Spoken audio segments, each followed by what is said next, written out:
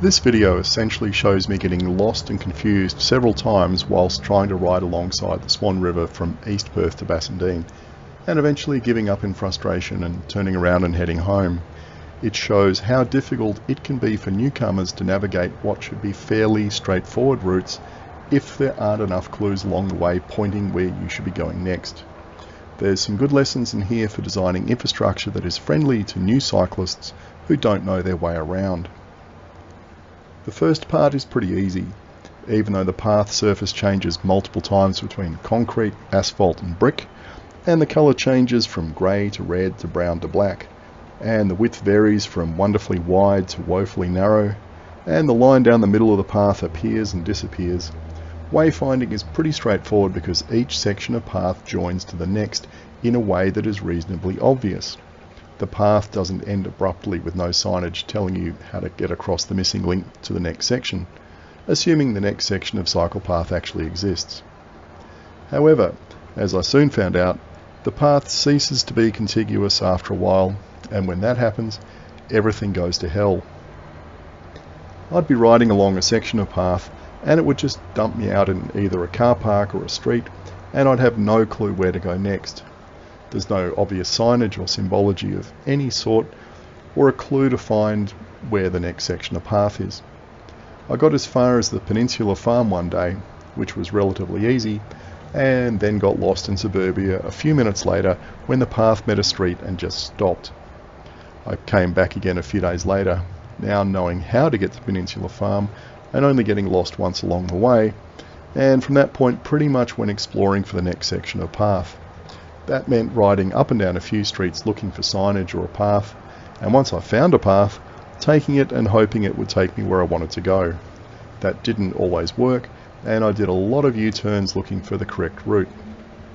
Thankfully, there are plenty of people cycling around Perth, so most of the time I found where I wanted to go by either following other cyclists or looking for cyclists coming the other way. It generally worked, but that is a really crap way to navigate.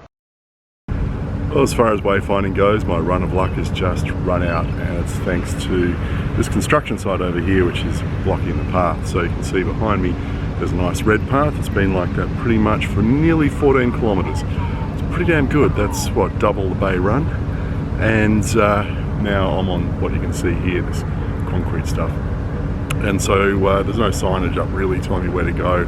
I know exactly where I am. Behind me is the Maylands Police Academy, and I know that because I went past the horse stables because I could smell them as I was approaching them, and I looked over the fence and went, stables. And I've seen a horse poo on the path here last time I was here. So I know exactly where I am. I have no idea where to go. What is it? It's precision without accuracy, or accuracy without precision, or precision with no direction. I don't know what you describe it as, but from here it's a bit of a magical mystery tour to the next stage. From this point on, I found myself dumped out into car parks or streets on a regular basis with generally no indication of where to go next. Cycle paths simply end at driveways, with a shared path turning into a footpath with no warning and no hint as to whether you should stay on the path or move onto the road. Now don't get me wrong, there are miles and miles of paths alongside the river, and although their quality and age varies considerably, they are generally very useful and a much better alternative than riding on the road. The issue is with ensuring that they are linked together in an easy to navigate manner. That could be as simple as painting bike symbols on the road every 50 metres pointing which way to go, or bike symbols with arrows if you need to turn into another street. Unfortunately, none of that exists, and you're left to blunder your way around the streets trying to work out where to go next. Yes, Google Maps is great for using GPS to work out where you are, but it's no good for telling you where the next section of path begins. When you do find a path, often the first indication you'll have that it's a bike route is a sign some distance down the path telling you that you are now on a shared path. There's usually nothing at the entry to the path telling you that yes, you turn here to enter a bike route. Well, this is a really crummy path to ride on. I'd be better off riding on the road here. And although it's pink and it's a reasonable width, I'll show you what the problem is. So about every 3 metres, there's a seam across the road like this. And I don't know if by design or by accident, have all sunk a couple of millimetres, and riding on it, it's like riding along a train track and hitting sleepers. It's just da-dump, da-dump, da-dump, da-dump the whole way. And I'm doing it on a mountain bike. I mean, this would be just a shocker on a road bike. I can see why people are actually walking on the road rather than riding on this. Yeah, walking. Yeah, there's got to be a better way. I'm just going to run a quick experiment on this path. I'm going to see if I can find out where the edge actually is.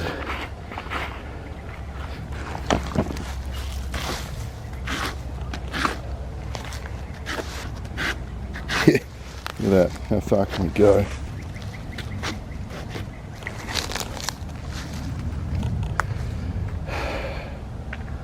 Yeah, so it's shrunk by about half on that side. About this side. Yeah, and a little bit on that side as well. The front loader would clean this up in about half an hour. I included this short stretch of concrete path because it pretty much sums up my experience in this particular area. Yes, I know it's not really a cycle path, but it symbolises what I went through for days. The ridiculous thing about this short section of path is that it just ends twice in the space of about 100 metres. At one end, it suddenly dumps you in a park, and in the other, it dumps you out on the road with no warning. The same happened in this next section, where I wasn't sure if I was supposed to be riding on the path or the road, so I did the old taco trick and used both. There's nothing like a bit of morning slalom to test your bike handling skills. The next few minutes of video are just more of the same. Ever-changing paths and getting lost time and time again. The lesson I've taken away from this experience is that if you build bike infrastructure that is consistent in look and feel and has good signage, it's much less stressful for first-time users, even if there are gaps between sections of bike path. If you have entirely divergent infrastructure though with no signage, chances are that newcomers will give up rather than trying to struggle across multiple gaps. I think the disparities that I've seen so far over here are partly due to the differing attitudes between councils. If you look closely at some of these streets, you might notice that they don't even have footpaths on both sides of the road. That's an interesting planning decision by this council, allowing developers to build subdivisions with no pedestrian facilities, let alone cycle facilities. I don't know whether they have assumed that all the residents want to drive everywhere, or if the streets will be quiet enough for residents to walk or ride down the middle of the street. The number of cars parked outside each house suggests to me that the residents of some areas are trapped in car dependence, whether they want it or not. I left this next bit in just to show what an old section of bike path looks like. You can see it's black rather than red, and it's quite narrow. I doubt each lane is even a metre wide. And this parallels the Tonkin Highway, where there's a missing link is currently being filled in. This just shows being dumped out into a car park and no clear way to get out of it. And have a look here. This is where I was talking about the lack of footpaths. That side on the left has got them, and then it kind of just finishes in this street along here. Notice no footpaths on either side. We go around the corner, again no footpaths, but heaps and heaps of parked cars and not even a path through the park.